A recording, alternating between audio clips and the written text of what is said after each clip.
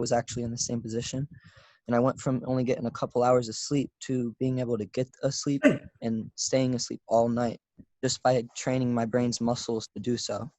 And I feel like if anyone's on here with severe tics and you get to the point sometimes where you can't get any relief at all, he's not lying about the training the brain. That is definitely something that I have done, especially when I hit rock bottom, where I can't sleep at night and I'm suffering.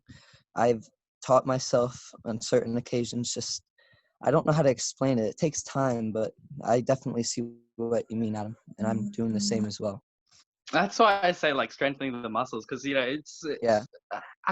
can't quite think of exactly. It's hard to explain sometimes, but I try and use analogies to kind of understand, because you're using that part of your brain, and the more you use it, the more you'll build it up, and it'll be easier to use.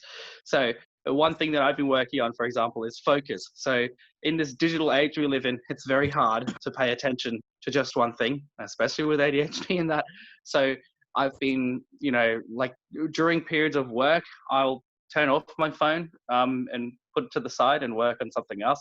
If I want to work on my music for a bit, then I'll set aside. I think for me, it works very well to set some time aside to do it. So I'll say, okay, for the next hour, I'm going to work on like Superpowers lyrics, writing some new lyrics or something like, because I'm reworking the song. So like that's what I've been doing at the moment. So I'll set some time aside for that, and I'll just focus on that, because otherwise I'll be switch tasking and moving from writing music to checking my phone to doing all this stuff, and it's not training my brain to stick with one task at one time and then move on to the next one, because otherwise I'll be writing music while stressing about work the next day, while thinking about what we're having for dinner tonight. And I guess it's easy to kind of just let yourself wander those thoughts all the time. But it's probably important to train yourself to recognize when you're having thoughts that aren't relevant to what you're doing, and just not stopping them, but letting them just kind of exist, but focusing on something else. Because I think a lot of my anxiety, for example, comes from stressing about everything in the day at all times. So even if I've got work tomorrow, I'll be stressing about it today, even though it's Sunday. And I'm like, well, what's the point? It's not work time yet. Why should I be stressing about work? Certain things like that, I think the more you can learn to, or just at least try and not think about it. Well, not necessarily not think about it, because if you think about not thinking about something, then you are thinking about it. So it's a tough one, but it takes a lot of work. It is difficult in the beginning, but I think meditation can probably help with it, like using that Headspace app, for example, or Smiling Mind. I know there's that one as well. I find those very guided kind of meditation it's just cool to help relax yourself and clear your mind for the day, I guess.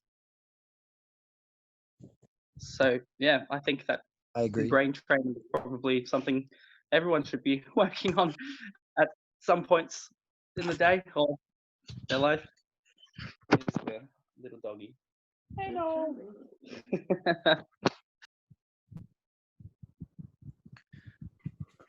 So I want to scream, "What is up, Touretters?" here real quick, but I'm not gonna, just so we can get this. What is up, Tourette? There you go. That's what I'm used to hearing. Hey. Classic one. Yes. I do. I have a question, if I can. First of all, I'm proud to say I probably was one of those 50 original subscribers. You were. That's so cool. Thank you. Just a weak little tyke. So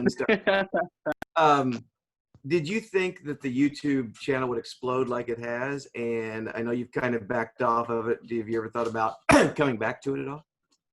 Yes. So, I mean, at the moment, I've started trying to make videos again. So I had a new video today go up at 5 a.m. my time.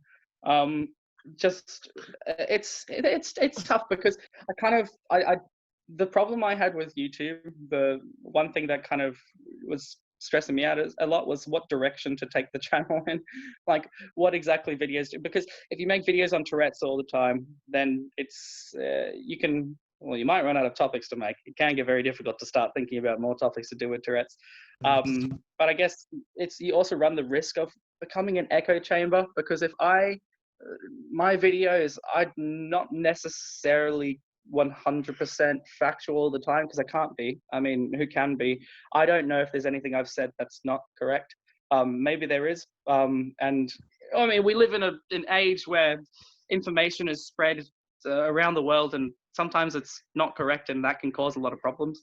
So there's a lot of pressure to be correct and truthful online. And I guess my problem was just with what videos to make, the expectations people had as well. I think a lot of the subscribers came from videos like Superpowers, where I'm singing with Tourette's, or my Tourette's in the airport. And one thing I struggle with like the thinking is, how many of these people are subscribed to me because they want to, well, one, learn about Tourette's and deal with their mental health and stuff. Who maybe they're subscribed to me because of my singing and my music and stuff, or three, are they just subscribed to me to have a laugh at the tics that I'm doing online and stuff, you know? And my mind will always kind of battle with those three. And, you know, it's very easy to, whenever you see people commenting on videos, there's always going to be people that will comment negative stuff. And I find the negative comments are the ones that stick with you. You don't think about the positive ones throughout the day. You think about that one negative one that you saw in the comments, which I think it sucks how that works, because there's so many positive comments, but the negative ones are the ones that will really get you down. But that's why, for me, for example, I try and, like, my girlfriend Bethany, she helps me out with the YouTube stuff, so she'll read through most of the comments, and then if there's ones that are like that, she'll filter out the good ones for me, and then I'll reply to the good ones and all that stuff. So I don't actually have to see the negative comments, because you don't need that stuff, you know. You don't need all that negative feedback in your life constantly, unless it's constructive, you know. Negative feedback's not always bad. It can be constructive, but there's ways of saying things to people that can help them be better, rather than just insulting what they've done. So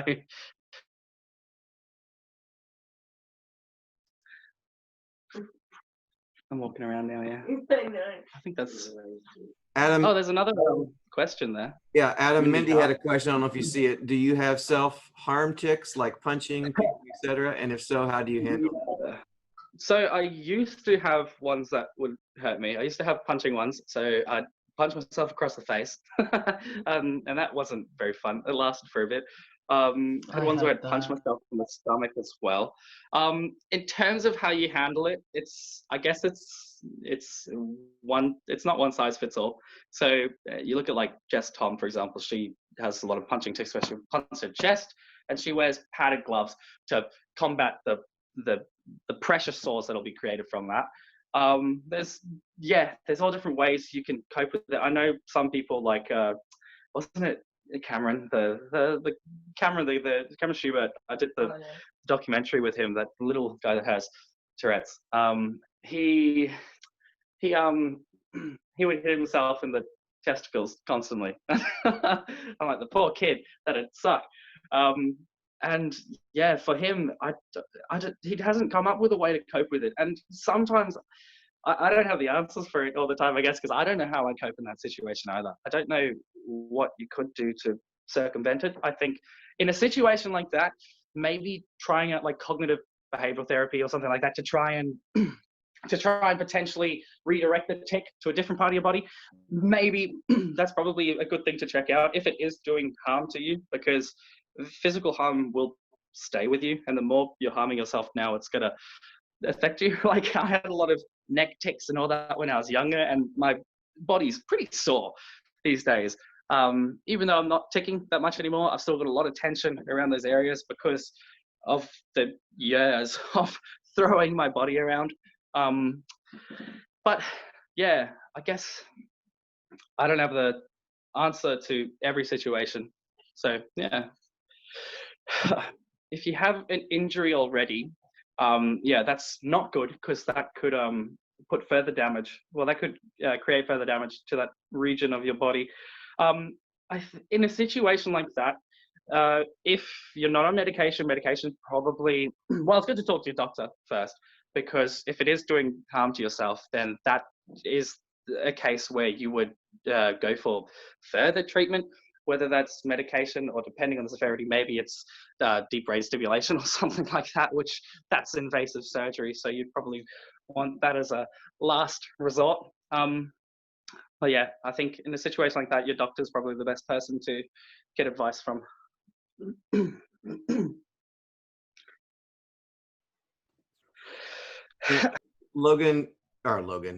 Adam, one of the things that I really appreciated in your YouTube video, and I mentioned that I work or I go around and do presentations. I actually do presentations all over our country in the United States.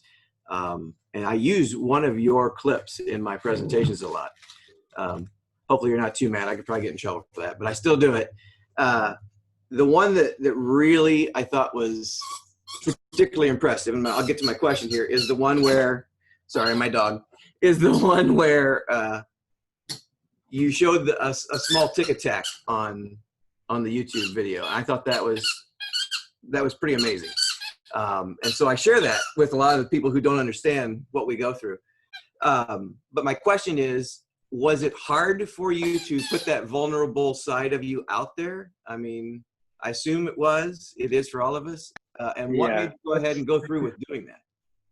Yeah, so I mean, as any teenager, teenagers are always facing that awkward kind of social part of their life where they're trying to fit in and all that. And I would struggle to fit in a bit at school sometimes. And I guess the Tourette's made that even more difficult in some cases. So wanting to actually put stuff online, it wasn't necessarily, I didn't want my videos to really be that popular with my Tourette's because, well, that's not what I wasn't planning to kind of stand up in front of everyone and show off that vulnerable side of me exactly like that. So for that, like tick-tack, for example, usually when I'll edit my videos, I'm cutting out all the spots where I'm not talking.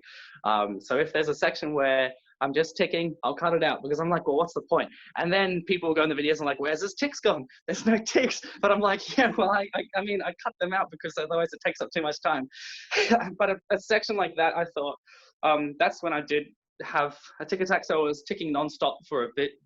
They just kept coming. And I was like, well, this does happen sometimes, so why not leave it in the video for this once, just so that people can see, you know what, I do cut out some of the ticks, but this is the reality that we're kind of faced with, you know. While I may be able to censor them or cut them out for your viewing purposes, in my life, it doesn't stop.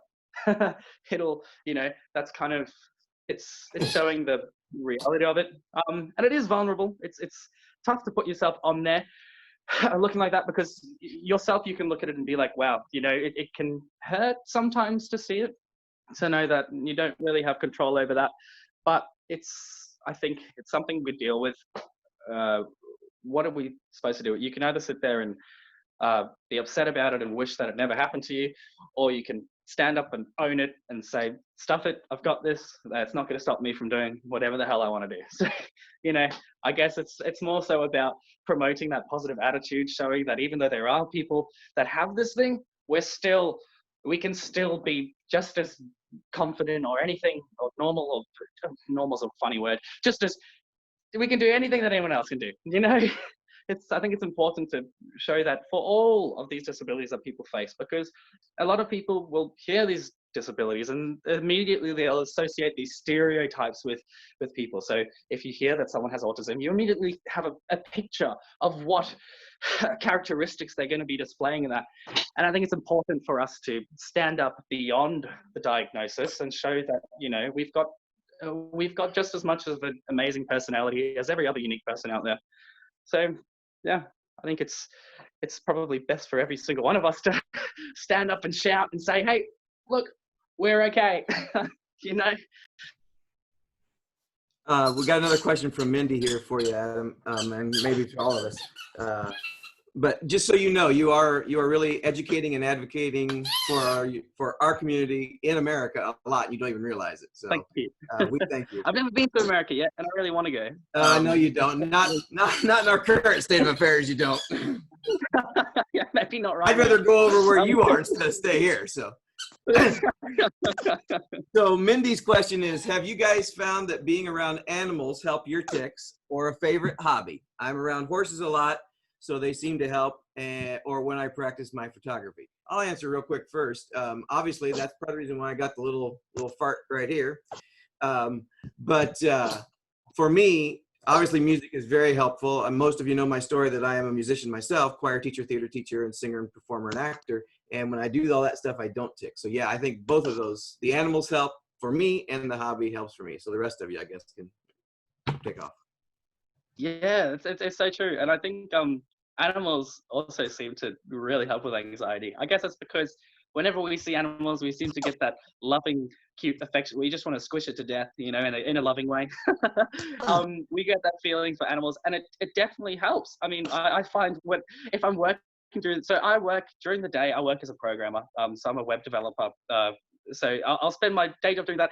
If I get stressed out because I'm stuck in a problem and I can't figure out how to solve something, I'll just go and chill with my dog, you know, and lie down with my dog and let her lick my face and all that stuff. Get kisses from my dog, because it really it helps with the distract. I just want to squish your dog right now. It's so cute. I got a Dachshund as well, so it's a miniature Dachshund. So I'm loving it. I've got a But Jack yeah, they Russell, but definitely- she's lying here asleep behind me, so I don't want to disturb her. So cute. But I'll see if you And I mean, can the maybe. animals don't care about Tourette's anyways, do they? So they're not going to judge you. That's another great thing as well. The animals are always there to listen to your problems, always there to give you affection when you're feeling down. And I think the best thing about animals, or maybe dogs, because cats, they can do it, but not as much. Dogs, my favorite part about a dog is when you come home at the end of the day and they've been waiting for you all day, and they get so excited and run up to you and jump up on you and just they can't stop whining and licking you, and it's there's no better feeling than that. She woke love up when I said that, so here's her here. Aww. Anybody else have any questions? I've still got a few. I wrote down a whole bunch before we ever got going here. I was I prepared. have one. I'm the teacher, you know.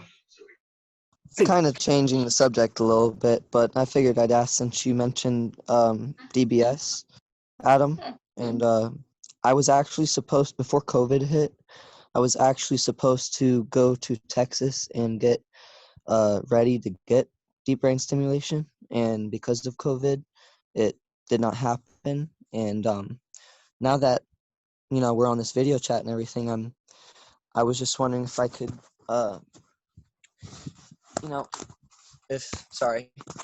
if you could give me some advice as far as, like, do you think it's necessary? Do you think, is there some way, like, I could continue to work on my brain and not have to have that? Because there are a lot of negative side effects that could happen that, obviously I don't want.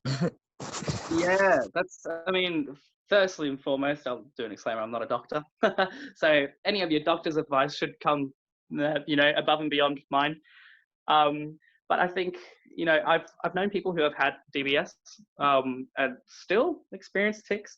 So there was one girl at Tourette's camp who, she was on an Australian documentary back in the day. She had really bad Tourette's, then had DBS, and it was great. Her tics had basically gone away, and she was fine. But I think it was a year later or years later, they came back just in the same severity, and she's it's not as bad as it was, but she's still ticking. It's still bad. So in that kind of scenario, it'd be like, well, what was the point for that invasive surgery in the first place? Where did it get you? I think another factor would be age as well. If you're still a teenager, my opinion would be, well, if it's not doing any permanent physical damage to you, and if it's not stopping you from doing stuff that will, well, if it's decreasing your quality of life, if it means that you can't look after yourself, for example, or if you can't do stuff like that, then if it's a last resort, it's probably good. But if you think that you can handle the tics that you've got right now, and maybe most of it is the way other people react to it, maybe you don't have a problem with the tics as much. I think that's important to figure out. Are you the one that has the problem with your own Tourette's, or is it the people around you that have the problem with your Tourette's and are wanting to get rid of it? Because if you can cope with it, and if you can find ways to deal with it during this time, you never know, the severity could reduce as you get older. It might not, some people will have severe tics their whole life. In that scenario, maybe it's good, but who knows? In the future, there might be some other treatment for it. GBS is the most it's the biggest thing we've got at the moment for Tourette's in terms of like a cure, but you never know what could come up in the next couple of years. So I guess a big decision like that, I would always err on the side of caution of, I would always aim to not want to get it, but if you have to, then it's, I guess you weigh up the benefits for yourself. But I think for most people, it's probably better to learn to deal with it yourself, because not only will it help you accept who you are a bit more, it'll help you learn how to control it a bit better, because we all have these tics, and not everyone, but you can feel that like premonition, that urge that comes before it. Like for me, for some of my vocal tics, I'll feel either something in my stomach or in my neck, or in the back of my head, and then the tic will come and it'll just burst out. And I started to like focus on that feeling beforehand, just to kind of identify what it is. And I used to sometimes like almost train or test myself to like control suppression of tics. So you might sit there and see how long you can stop a tic from happening, and you focus on that urge and try and figure out what exactly it is, because the more you do that, you might get to the point, not necessarily, but you might get to the point where you can find that it's easier to hold on to that feeling and maybe even let it dissipate in some situations. That was my experience. I know what you mean. But yeah, so I mean, if you can work on something yourself rather than having someone open up your head and stick some nose in your brain, then maybe that's the route to go. But as I said, it's case by case, and if your doctor really thinks that it's the best thing for you, that it'll help you, then if you're okay with it, go for it. I say go for it. But again, it's case by case. We had another question in the chat here for you, Adam. It says, "Hi, it's from Chanel. Hiya, Adam. I have a question. What's the best way to tell other people about Tourette's in school and college?" And then you had a couple people second that question. I'm being one of them because I had that on there for you. Right. Cool.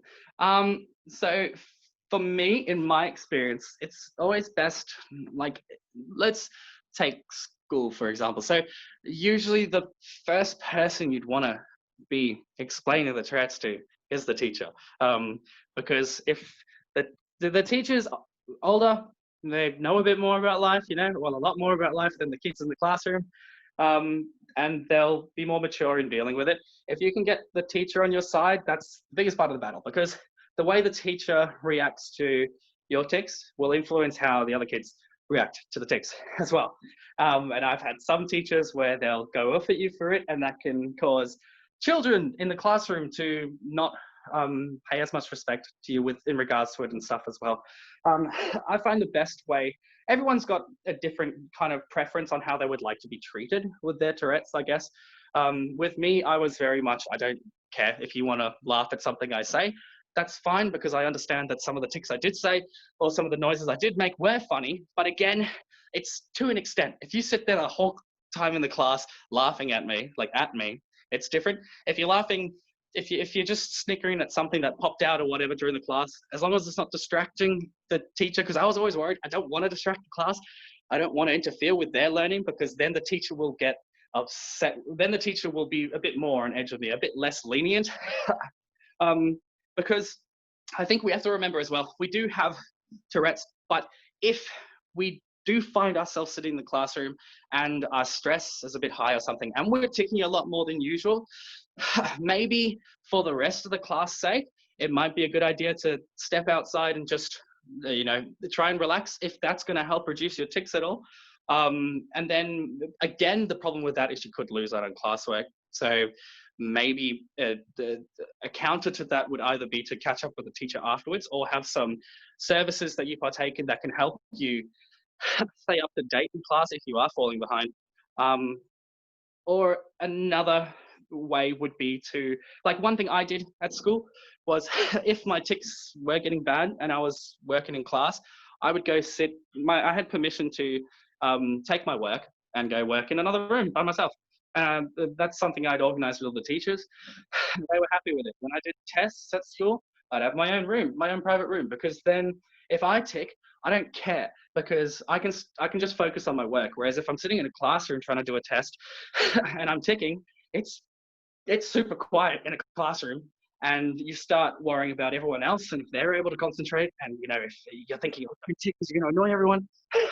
So in situations like that, it's best to get rid of that thought in your mind, and the easiest way to do that is to change your environment. So put yourself in an isolated room or wherever you feel comfortable.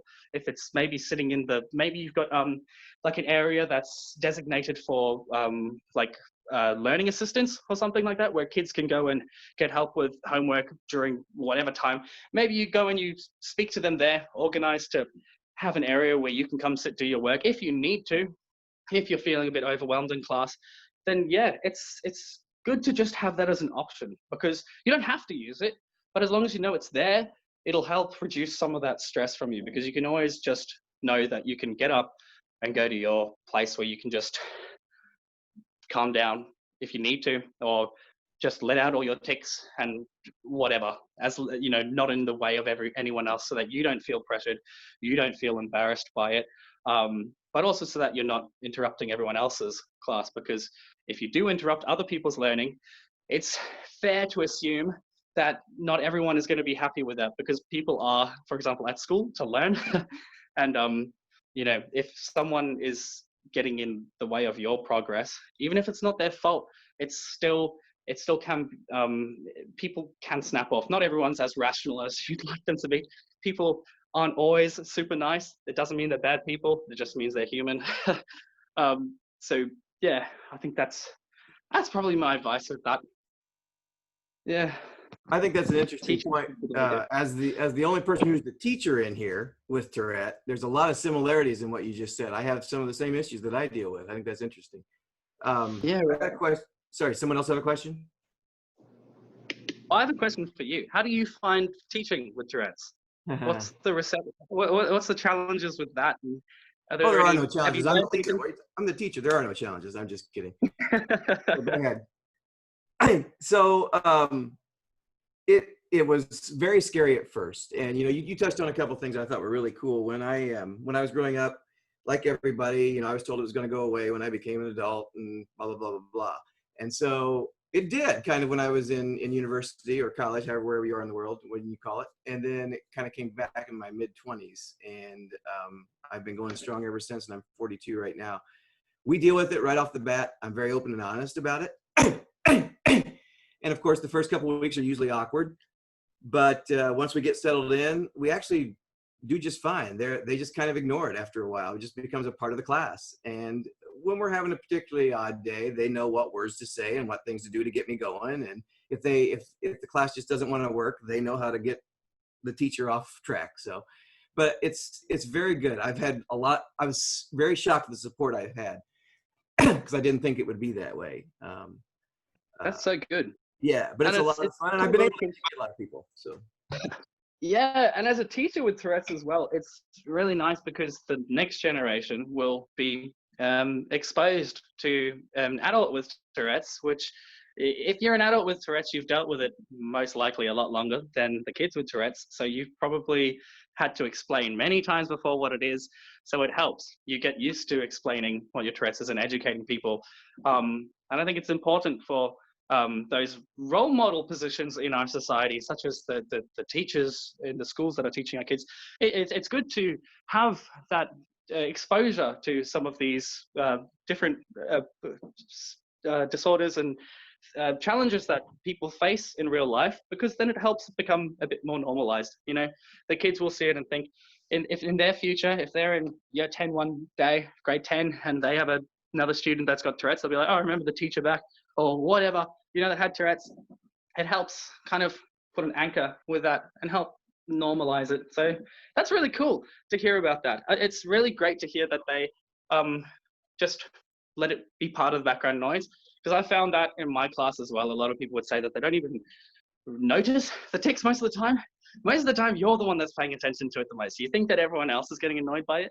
It's not true. It's most likely just you worrying about them at the time. Because yeah, they're just like, it'll fade into the background. People won't notice. It's true. I think that's very good. The most unique situation I ever had, Adam, and kind of follow up to your question there, was when the first student with Tourette came into my room. Then, pardon the expression, but all hell broke loose, and it was kind of ugly. But we dealt with it. We moved on. It went real well. We have a question in the chat from Auden. How do you deal with Tourette's in public when you're by yourself? Yeah, that's a difficult one, because that's where you can really start to kind of feel a bit alone in the world. Like, I think if there's ever been moments where I'm surrounded by a lot of, because sometimes the loneliest you can feel is when you're surrounded by a bunch of people. And I find that no more true when you are having really bad tics in public and you're by yourself trying to get to a destination or whatever. It can sometimes be scary, because like with my coprolalia, I would yell out stuff, and sometimes I'd yell out racial slurs, and that's not good, especially when you're walking in the city by yourself, because some people can get aggressive with that. And I can imagine during this time as well, because it's a very politically unstable time these days. If the people that are suffering with those tics, like politically incorrect tics, that are going out in public by themselves, it's if you do suffer with tics that might get you hit, like, let's put it that way. If you have tics that when you're walking out in public, if you think that saying some of them might make people upset, maybe it's good at this stage to go out in public, not by yourself, with someone else. Have a friend or something that's with you, or a parent or anyone, if it's possible. If not, probably I find the best way, if you're ticking a lot, would be to chuck on some headphones and just keep walking. Because then if you're yelling stuff, people aren't going to think it's directed at them. If they turn around and they're like, what did you say to me or whatever, at least, you've got your headphones on and they're not going to bother you. So I guess, yeah, probably don't think about it as much. You can just say you're on the phone or something. Yeah, or maybe you want to listen to a podcast while you're walking or something to distract yourself from the fact that you are ticking in public and people are around you. Because the more you think about that, the more you're going to tick. So, sorry, I forgot. Sorry. Apologies. I've got a couple more questions here. They're both very good. From my good friend Johnny, he says, how has lockdown affected your tics? It's caused his to skyrocket, mine as well. And then the other one was, and it's also a very good one, how do you deal with Tourette's when you're on an airplane? So those two are the next two questions for you. So lockdown, I haven't found it has had any effect on my Tourette's per se. I guess mainly because it hasn't really affected my lifestyle as much, because before lockdown, I was working from home anyways. So nothing's really changed for me besides for the fact that I can't go out and hang out with friends. But in terms of the tics, I'm interested in the tics increasing during lockdown. Would that be because of like stress of being routine change? I think. Right, routine change. That would make sense. Yeah. That makes a lot of sense, because that can definitely flare up the tics. That's true. For me, it's been the stress and the anxiety of the uncertain, without a doubt. Right. Yeah. Not knowing how long this is going to be the new norm for. That's true. And I find, one thing I've been doing during this time, like since I'm 21, and a lot of you guys are younger than me as well in here, we don't have to be staying up to date with the news all the time on what's going on. We're probably not going to be able to affect it as much. For me personally, when it all did start, I was constantly in the news, looking at everything, because it's fascinating. It's like, wow, what's going on? But again, the news loves to focus on negative stuff, because it's what gets the views. So it's not always in your best interest to be keeping up to date with everything. So that's why recently I've just, I can see what's going on in the world. Me keeping up to date with all of it isn't going to change the outcome. If it's going to come out all right, it'll come out all right, whether I'm following the news or not. So I choose myself at this moment to focus on, myself and what's making me happy and all that, so that I don't have to stress about the outcome of the world. of course, if it's more personal things like bills due and stuff that it is directly affecting, that's a different aspect. But I guess it's good to stress about that then in its own case. Instead of stressing about coronavirus and the bills and all that stuff, you just stress about your own personal situation rather than the situation of the world, because it's a lot of weight that if you try and bear it all on your shoulders and think that, you know, you've got to be doing your part to save the world, you're going to stress yourself out and burn yourself out, and it's not needed, I think, in my opinion.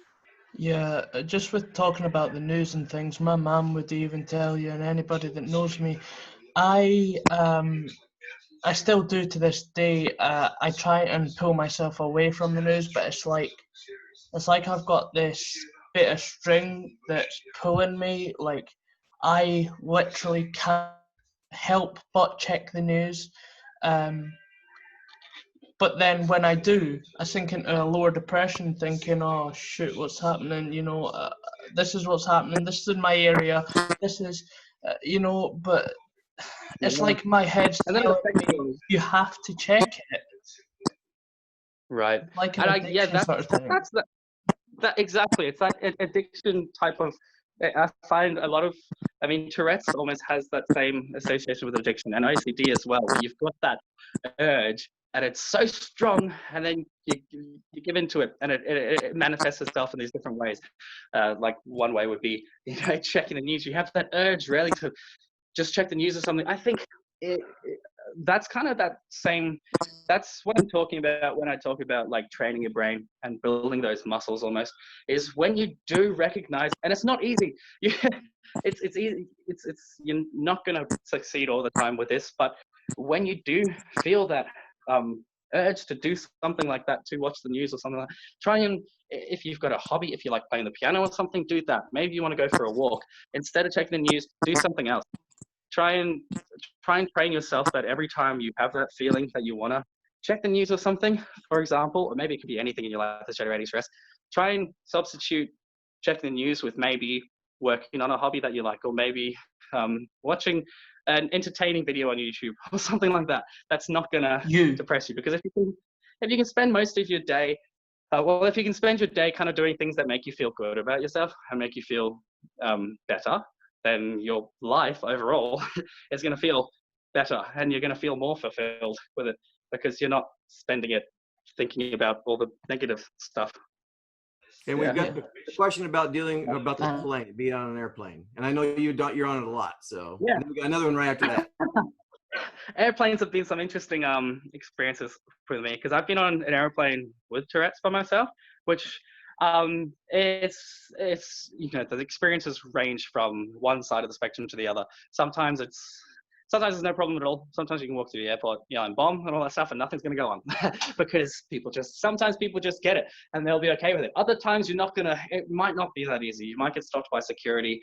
I think it's important in those situations to remain calm, not get aggravated, which in the past, it's easy to say, but in the past I have gotten upset at security guards for almost treating us like second-class humans, for like separating the group, because there was three of us with Tourette's, and they basically just separated us and told us to go sit in separate areas. I'm like, okay, fair enough, but you shouldn't be able to tell humans where to sit. So it's something like that. But it's important to keep calm while explaining your situation. I guess in a situation like that, where something like that does happen, losing your cool's not gonna help the situation. If you're yelling out stuff already and then you get upset, it's not gonna make them wanna. At the end of the day, if the security guards are gonna kick you out of the airport, they're gonna kick you out of the airport. That's their job. If something like that does happen, then you deal with it afterwards by going to whoever you need to go to. But then on the actual plane, I've been on the plane with others with Tourette's as well, and that's myself personally on the plane. I've never had any real problems with people's reactions. Like sometimes people will look around and stuff, but nothing where people are getting stressed out. But I have been on the plane with someone who, as soon as the plane took off, his text just went, "The engine's on fire, we're going down." And he was loud. Like he was sitting like 10 rows in front of me, and the whole plane just it was scary. Like everyone was scared because they didn't know what was going on, because it was really weird. Because once he got on, he hadn't ticked at all, and he just wasn't ticking. He was quiet. I was like, okay. And clearly he must have been like holding in his ticks or something, and then it all just built up. And as soon as we took off, they just exploded, and people got scared. But in a situation like that, I think his mother stood up and said that he's got Tourette's, something like that. So if you are the one that's ticking, it's probably good in a situation like that to travel with someone else that maybe could step up and say something for you if you weren't confident enough to say it for yourself.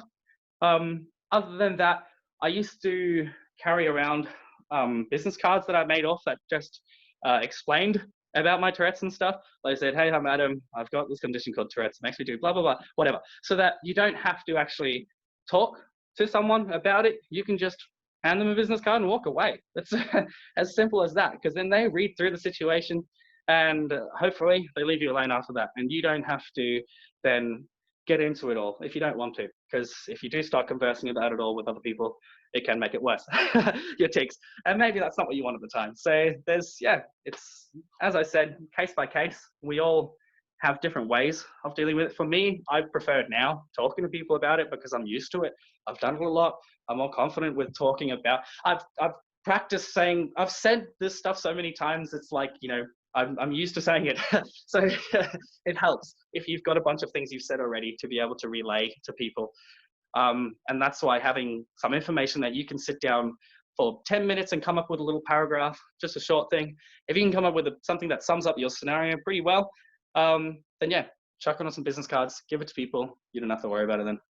I think that's a great advice. And it's funny you say that, because as the old guy in the room, I've got the script down pretty well, and I keep on doing the same play, so I understand what you're saying. It's helpful. It's helpful. It is very, very helpful. I think you're great. And Ben, I will tell you, there is a great YouTube video of Adam and two of his buddies in an airport. I would encourage you to watch that. It's really fun.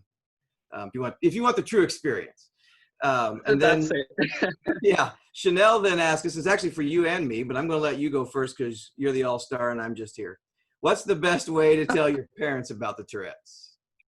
Oh, that's a good one. I found that was, funnily enough, that was probably the hardest part of the experience. I think the part where I felt stressed the most was actually saying something to your parents, which is weird because their parents, it's also like, I know that they've supported me throughout all of this, but I guess it was more so the fact that I didn't want to worry them or something like that. Maybe I don't remember exactly how I was feeling because I was 14 when it was all going on, all the stuff with getting diagnosis and stuff. But I do remember it was hard because, you know, my parents were worried. Sometimes I'd catch them crying because of it, because it was a tough thing, and that hurts as well. So, because you know that they just want you to be okay. You know, my dad would always say to me, like, he would do anything to just take it off of me and him to have it. And I guess it's a tough time at diagnosis. I find if there's ever going to be not for everyone, but if there's ever going to be like an emotionally kind of roller coaster of a time, it'll be probably around your diagnosis or the time when your tics flare up or something like that. But I guess it just takes time. If it isn't new, if your tics have flared up or something and you've got this diagnosis of Tourette's and your parents are kind of like, you know, flabbergasted by where it all came from, and that it takes time, I guess, for it all to become normal. Like my parents, even 2 years or 3 years after being into it all, if we got out in public and I'd tick something that was like inappropriate or something, sometimes they would, you know, like flinch or react or something, and you know, it's just that natural instinct as a parent, I guess, who's responsible for their kid to kind of just have that moment of almost like censorship, trying to just protect your kid or whatever. But it's not, they're not doing it because they are embarrassed by you or something like that. They're just trying to protect you. I guess, yeah, your parents, it's good to approach them with your concerns. If you like, if you are ticking a lot and maybe you want to go see a doctor for some of it, your parents are, if depending on your age, of course, if you're over 18 or I think over 16 here, you can go to the doctors by yourself or whatever. But yeah, your parents hopefully should support your maybe not recovery, but treatment or anything like that. I highly doubt if they are your parents, they're going to just say, no, stop it. Stay in your room, be quiet, leave me alone. If they do, then there's probably the bigger issues there. But yeah, so your parents will be a support. That's at least in my experience. It was tough at first to kind of converse with them about it and like what it feels for me and that, because they like my parents didn't understand it all at first. It's, you know, it's like, you know, well, why can't you just not do it? You know, it's something that I guess people have got to learn over time, and not everyone's going to understand exactly what it is at first, because if you never knew about Tourette's and someone just came up to you and started telling you about Tourette's, you'd have a lot of questions. You'd have a lot of questions. There'd be a lot of things that you didn't understand about it. But obviously, just like we've all experienced, the more time we've spent learning about it, the more time we've spent dealing with it, we've understood how it can manifest itself and how it is an actual thing that we deal with. And I guess that's, yeah, you just got to get other people around you to see that as well. But you can't force it on them. You got to, I guess, take your time with it. Yeah. And as the follow-up, Chanel, I will tell you that, and this is probably the reason why I asked Adam to go first, I am the exact opposite. Many of you in here already heard my story, so I'm not going to go into it in depth, but I grew up in a very bad home as an only child, and my parents did not care. They were the ones who said, go lock yourself in the room and shut up because you're annoying to us. But actually, that was sort of true because they wouldn't have talked to me that much. But anyway, so for me, Chanel, I can't answer the question real well. I never had those kind of discussions with my parents. I just didn't. And I knew, based on watching Adam's videos, that's why I wanted him to go first, because I knew that he had good supporting parents, and I wanted you to hear that story before you heard mine. So yeah, I can't say a whole lot to that. There was a question. It's tough when making, like, for example, with my videos on YouTube and stuff, to kind of give advice on Tourette's. This is why I love the fact that other people are making channels as well, because we've all got our own unique situation, and my answers don't fit every situation. So it's so good to see that other people are trying to get out there and share their story, because I've got my stories out there. Maybe some people are sitting there and they're like, oh, that doesn't quite help my situation. If you go and make a video talking about your situation, you might help people that are struggling with the same thing, that where I couldn't help them with my video, your video might scratch that itch that they had and help them out. And the more content out there from the more different people, the easier it is for everyone to at least find something that will help them. I think that's great. You had a question here from Johnny, and Johnny, if I get it wrong, tell me. It says, I actually think I found you through Lewis, Cue Ball, is it Nickel or Nickel? I don't know which one. And it says, do you watch him? Yeah, Lewis, Cue Ball, Nickel. Yeah, you're right. Yeah, I watched him when I remember he was my main competitor on YouTube. It was fun. We were having, like, because we were sitting around the same subscriber mark, and it was constantly, like, at school, my friends would be bringing him up and that, and we were trying to, like, beat the subscriber count because we were even for quite a while. It was really fun. But yeah, his videos were they're interesting. There's probably a lot that I haven't watched. The ones that I did watch, I remember, were like the ones where he'd read the nursery rhymes and stuff like that. So again, with that situation, it's kind of how I feel about my superpower song on YouTube as well. It's generating awareness, which is great, but my thinking is, where's the viewership coming from? Is it coming from a place that wants to be educated, or is it coming from a place that wants to be entertained? So like with my superpowers video, it's very easy for me to get in my head and say, oh, people aren't watching it because of my singing, people are watching it because I'm ticking.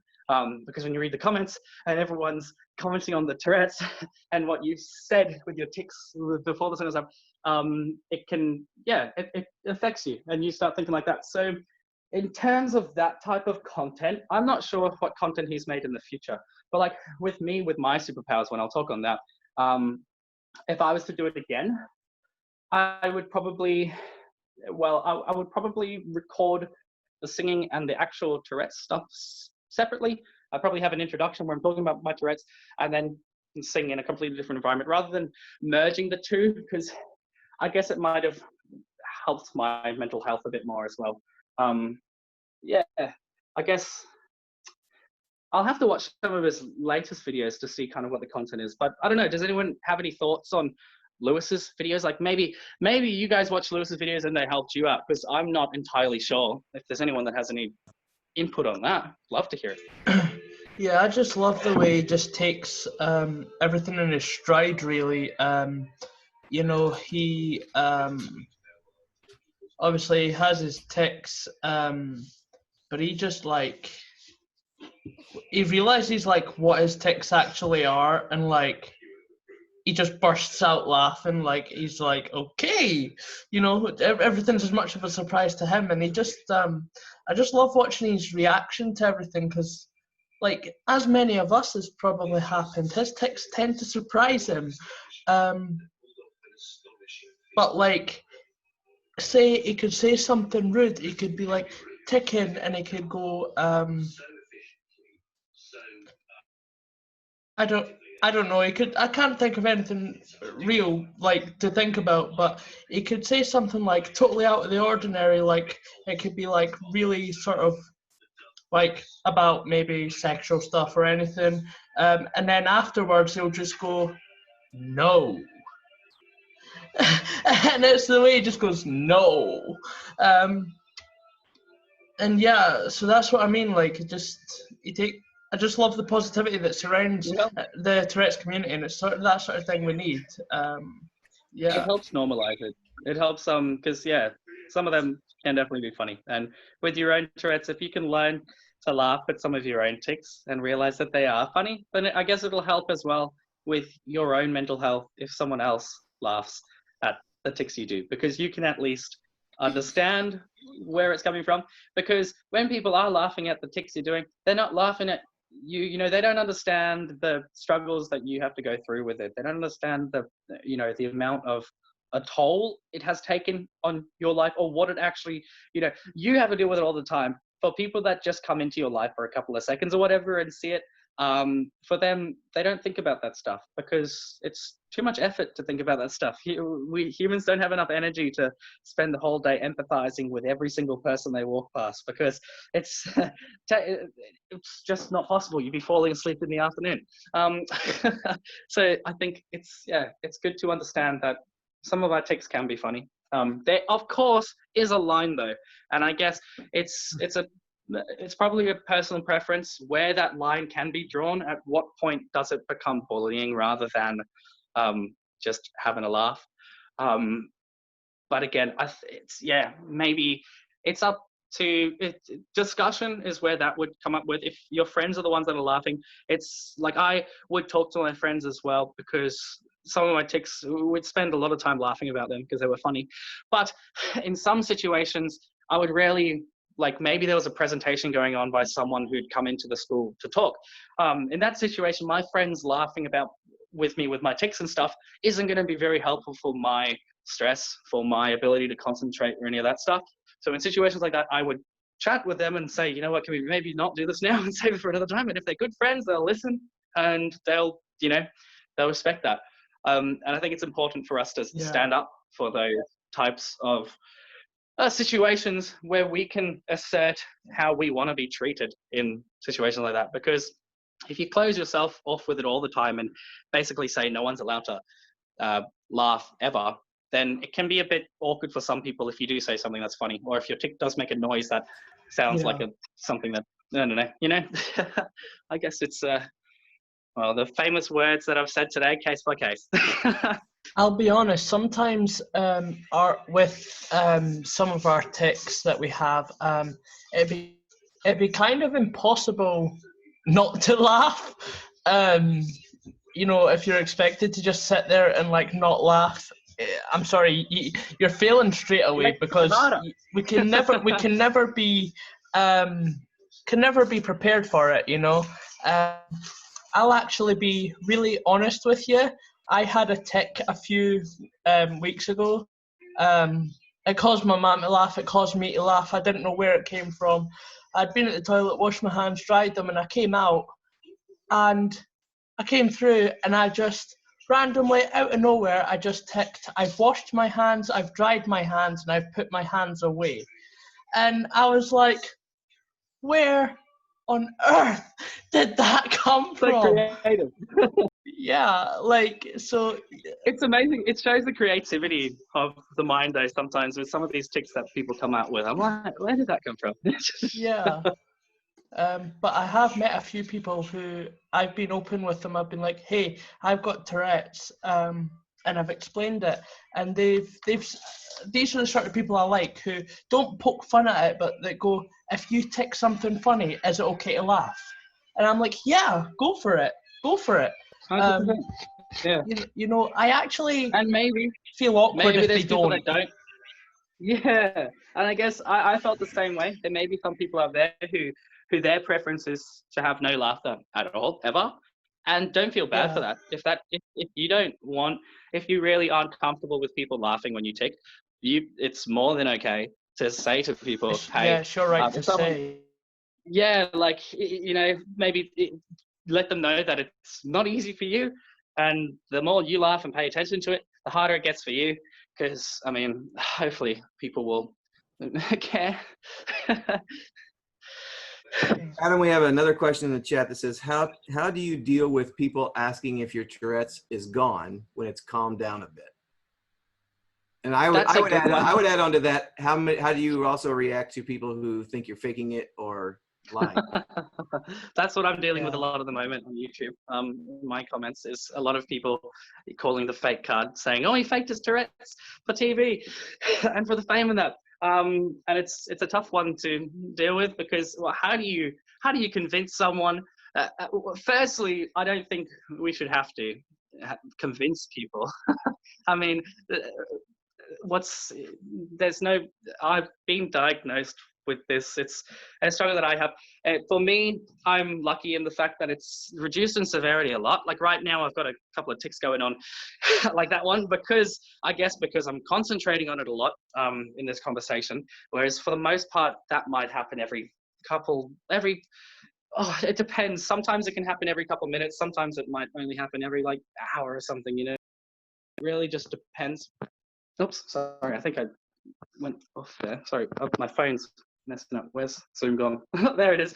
In situations like that where people think you're faking it, firstly, don't give them the time of day.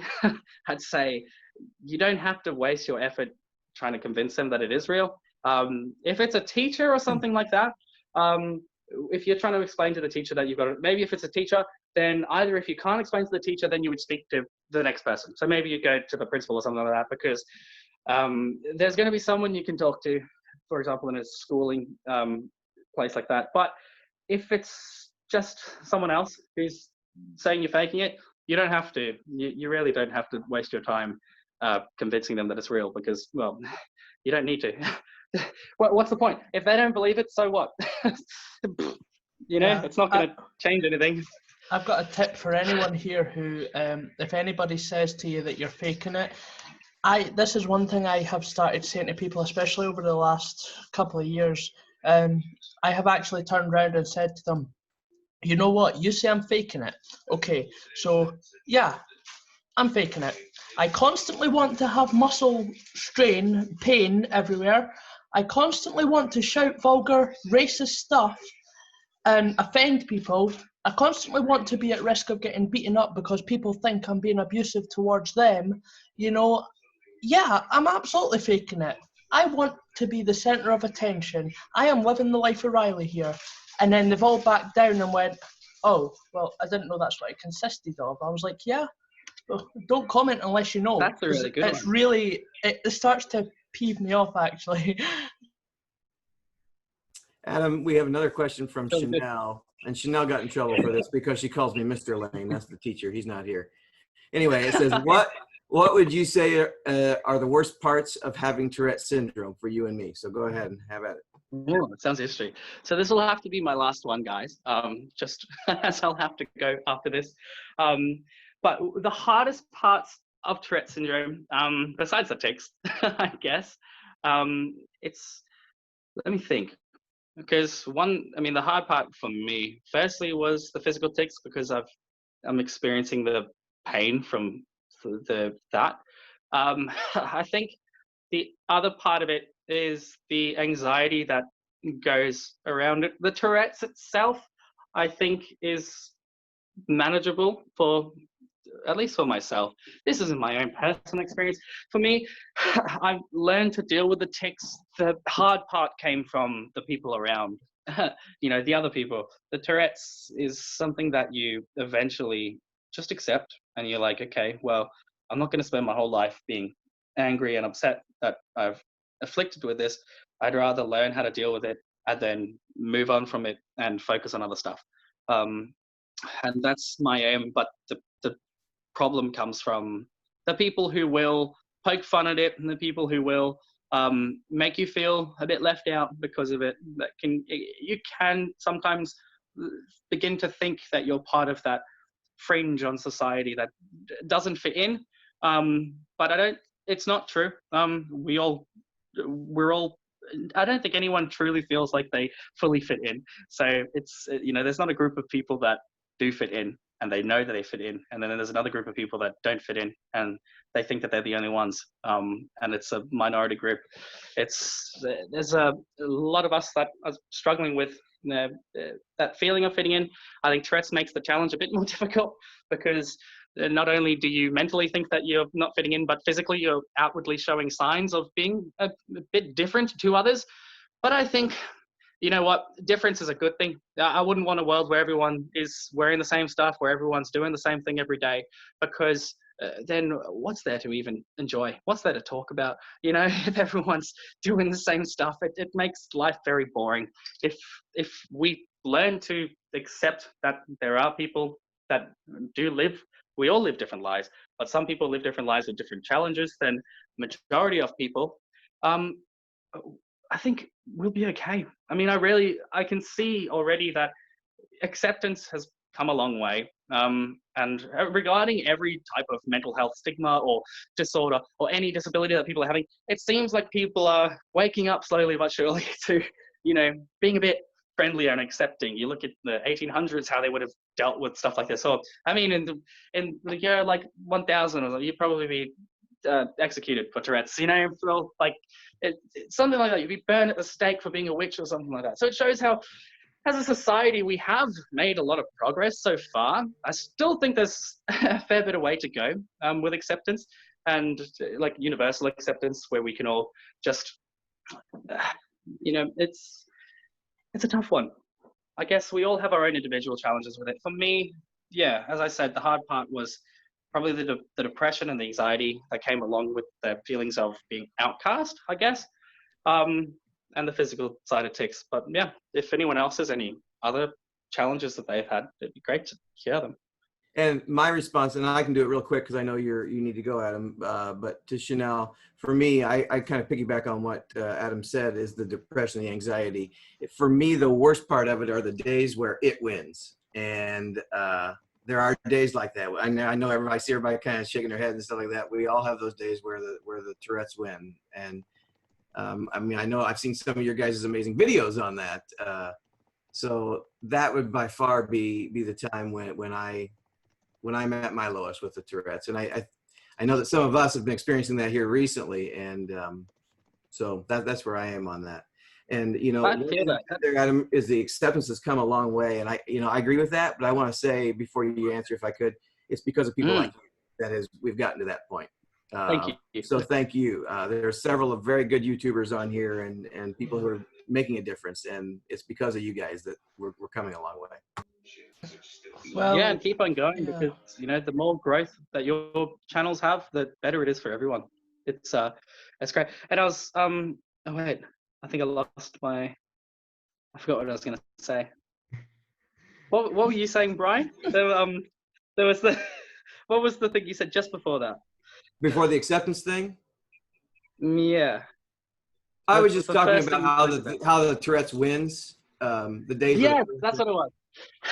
Perfect. So I mean, I've experienced that as well, and I was gonna say, like, my Tourette's, I've had times where I've cried over it, where you'll just sit there and it's so much and you can't stop ticking and you'll just burst out crying. And if anyone else has had times like that, you're not alone. It can be a tough thing to deal with. I know, like, for me, I'm quite resilient. I've overcome a lot of different challenges in my life, so I'm fairly well set up to just take it on the chin and just go with it. But there are some people who haven't had to experience as many adversities like that previously, and they haven't had to deal with stuff. So if you do find yourself sometimes upset over it or crying because of it, it doesn't make you, weak. It doesn't mean that you're not able to cope with it. It's just our way of dealing with our emotions. It's a tough thing for anyone to deal with it, and the fact that the people, you guys are all here dealing with it, and also trying to help other people who are coping,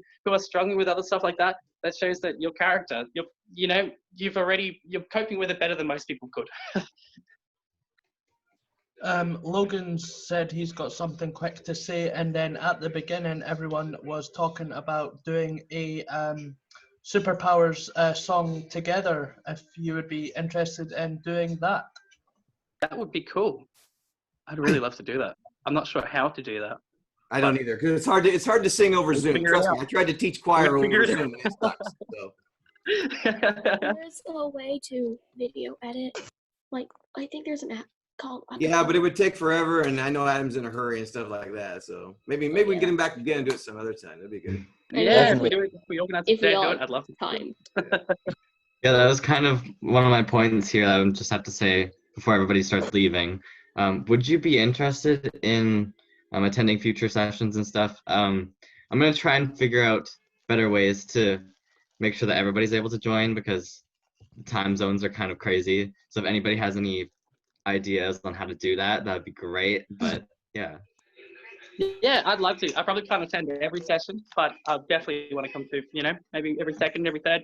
It'd be great. I'd love to. For sure, that would be awesome. I've had a lot of fun here today, so thank you guys. It's been really cool to hear all your stories and get to answer some questions and also ask questions as well. Brian, I found your stories of your teaching and all that, and being able to hear from someone that's older than you that has Tourette's is always very inspiring. It always helps with the worries of the future, of how the hell are you going to deal with it in the future, who's going to affect your life and that. There's a lot of those questions that we can have, especially like me as a teenager. Before I was dating Beth, I was constantly stressed about, like, am I ever going to be able to have a wife and have a normal family with Tourette's and stuff like that? It can get any of the disorders.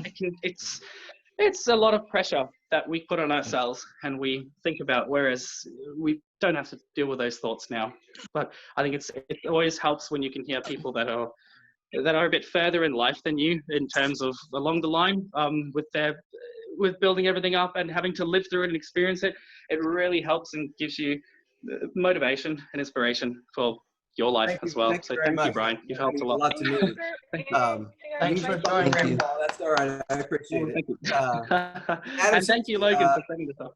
I know. Yeah, for sure, yeah. When we're off here, Thank you so Adam, much for contacting me. if you ever feel like you need to ask questions for the old guy, you can reach out to me anytime on Instagram. I would love to, because Yeah. I've got a lot of advice to give, but I still need a lot of advice myself, I'm always happy to help. That's why I'm sitting here with all these fine young people now. So I'm going to send everybody a code for my website, and you can get 50% off anything of my clothing or anything. So Cool. if anybody wants I love that, the that'd be logo great. that you're using for everything. So I really dig it. Like, I went on the website and just that opening like animation. I love it. Thanks. Beautiful. Yeah, I like it too. Opens up and Thanks, stuff. everybody. All right. Well, I'm gonna All right. head off, but it was great to meet you guys. Thank you so much. I can't Thanks, wait to see you all Adam. again. Thank Uh, you, Thank Adam. you so much, Adam. Bye-bye. Take care, Adam. See ya. Thank you, Logan. That was awesome, Yeah, dude. I've got a few more things to talk about. Wasn't as well, that amazing? But yeah, Logan, that was really cool. Thank you very much. Well done, Logan. No problem. I'm here for any of you if you ever need anything. And yeah. Same for me. Real quick before Logan says that, and I bounced this off Logan. He wasn't real sure, and this is probably more for the American people. Does anybody in here know about Brad Cohen, the teacher that did front of the class? Yes. Would you like to have him? Yes, I come talked to him. sometime? Yeah. Okay. I'll talk- That would be I just awesome. talked to him. I just talked to him a couple days ago, and he's interested in coming and joining you maybe for a session too. So That'd be awesome. Yeah. Brad and I are friends because we're both about the same age. We started teaching together. We've known each other even before he became Brad Cohen. I knew Brad. Wow. So I'll make sure that I work on that for you guys. Okay. Yeah, I had a response when I put up a post on Twitter and things, from someone who I had never heard of before, I'll be honest with you, but he is a TV presenter. He has Tourette's, so I've been speaking with him, and I was thinking about maybe seeing about messaging him, and I might see about getting him on. Yeah, AD Smith, his name is. He hosts a program called, I don't know if it's a program, if that's the program or if it's the podcast he does, but it's called The Three Drinkers. But yeah, so I just thought if that was of any interest, I would talk to you about it and get in contact with them. Yeah, that'd be I'm awesome. speaking a So little yeah, bit if you on Twitter, so. if you figure that out, totally text me and stuff, and we'll get that arranged for August sometime. And I think Auden also wants to do presenting something for next August as well. So we'll have some cool speakers. I also got in contact with other celebrities that might be interested in coming on here, such as Encina Severa. I'm not sure if anybody knows who that is. She was actually Trisha Paytas's ex-girlfriend. I know, pretty controversial, but she has dissociative identity disorder, like actually diagnosed, not the Trisha Paytas version. But yeah, so that would be really cool to have her on here.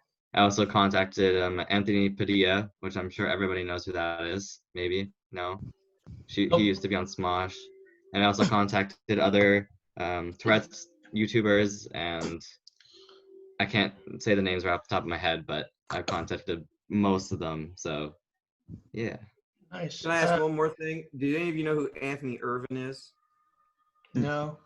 He won the 50 freestyle in the Olympics, the last Olympics. Oh, okay. And he came and spoke, so I got to know him. I was going to see if you guys know him. If you don't know him, I'm not going to do it. What about Tim Howard?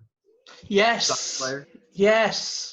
Our football player for you guys. All right, I know him fringe wise, but I'll talk with him too for you. And obviously, Logan, if you don't want any of these people, you let me know. And oh no, I am Brian. I'm totally open to meeting anybody and having them on here. Also, this is just a fact, by the way.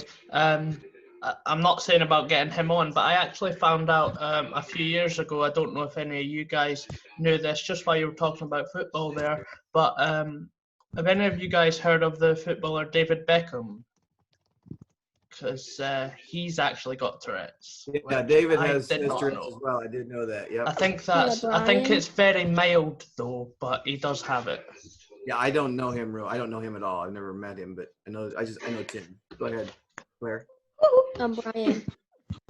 So in New Jersey, there's this I think 4-day summer camp. It's called the Tim Howard League. Right. Yeah. That's how I got connected with him, is through that. That's all I know about him. Yeah. He's very big in the New Jersey and funds it very well. Gives him lots. I'm 15 minutes away from where they hold that camp. Actually. Oh, that's cool. You should go. He's a neat guy. Yeah, I with him one time. age. I qualify. The grade level I don't, because I was held back because apparently I was too young to start. Hey. Yeah. So, Schnell's asking if we could get someone called Ryan Stevens on. Apparently he was on this morning, which is a program that we have over here. So I don't know who he is, but Schnell's asking if we can get him on. So yeah, I'll put that in my notes. But... meetings again, right? Sorry? Pardon? Will there be future meetings? Yeah, for sure. I'll make sure everybody knows it through the group chats and everything. All right. I've just got a few other things I got to talk about really quickly here. So I kind of had this idea today. We were talking about kind of like a YouTube channel where we all have access to the YouTube channel and we can all upload anything we want on that YouTube channel. I know everybody, lots of people in here already have YouTube channels, and we can kind of funnel it basically. So yeah, if your fans see your video and then they go to my or everybody's account, or if they see our account and they go to all of your accounts and everything like that. So, and I would like it to be more of not like a lot of your guys is focused on just Tourette's mostly, or the comorbid conditions. But I was thinking if we could involve people from all of the disorder categories. So if I reach out to more people across all of the different categories, then it could be really interesting to have that. That's cool. That's a really good idea. Yeah, thanks. And yeah, I already kind of set that up a little bit, and I have all of your YouTube channels already in there. So Yeah, I'll need to send you mine. I've not really got anything on it, but the one that I will start using. So I will send you the details for that as well. all right. Also, And then yeah. oh, sorry. No, I was sorry. I didn't even know what I was going to say. And then I also have 20. Well, we're working on 24-hour, 24/7 counseling and support. Yeah. Kind of appointment-based things on my website. So if anybody needs to use that, totally feel free to do that. I've got myself, Romy, Maya, and Dylan on there right now. But if anybody else would like to get involved with that, then Yeah, Logan, text me and that would be great. Logan, I told you to put me on there too. So. Oh, okay. Yeah. Sorry. I just because I don't have your I have to you have to fill out like this whole assessment thing and Oh, I yeah. thought that's what that I survey was going to help out, but I'm going to have to wait a Is that little not what that longer survey due was, to Logan? things. Pardon? Was that not the survey that I completed? I don't think so. I didn't see you in there. I'll have to send it to you. Can you send it to me again? Yeah, thank you. Yeah, Sorry about for that. sure. If you have any questions for that, I because know it's we've kind of been here for 2 confusing. hours. I hate interrupting you. Sorry. Oh no, it's okay. So yeah, if you have any questions about that, totally feel free to text me because it can be kind of confusing. Because it's like there's a whole system to it and things, for obviously legal reasons and stuff like that.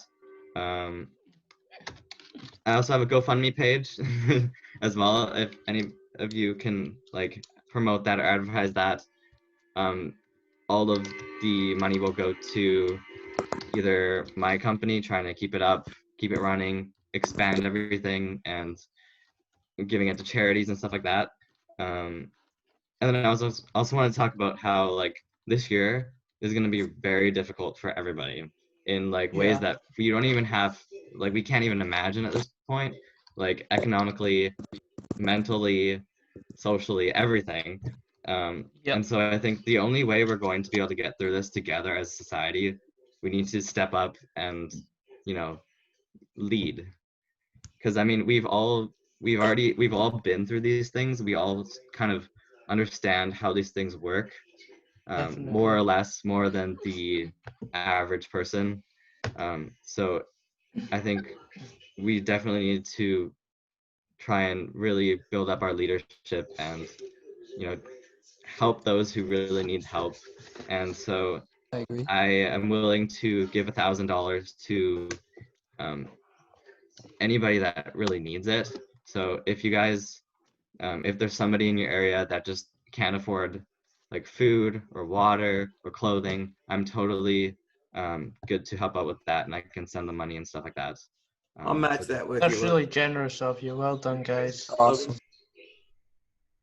So yeah, Brings a sense Okay. of community around to know that there is good out there during all this. Care. Yep. People that care. Logan, I said I will match that if you get any requests. So let me know. I'll do 1,000 as well. Well, thanks so much. That'd be awesome. Yeah. So just text me if you have like, I don't know. It's kind of hard for you guys to like get in contact with these people that don't have these things, like don't have money to be able to buy food or anything like that. But if you do find people like that, I'll totally try and help out with that. And also, since everything's going to be like online based, most likely around the world, if anybody's unable to access computers for school, that stuff, contact me. I'll see what I can do about that. I might be able to get free computers for them as well. But That is incredible what you do. Yeah. thanks for me. Yeah. I wouldn't be able to do any of this without all of you here. So yeah, we're all thank just you for everything one you've big done for me. community, and sort of every little thing we might not feel is a big thing, but you do your parts, someone else does theirs, and all those little bits, no matter how little or big, they all add up. So that's what brings it to the way it is. Also, tonight's meeting, I will stop recording just now, but it will be converted onto my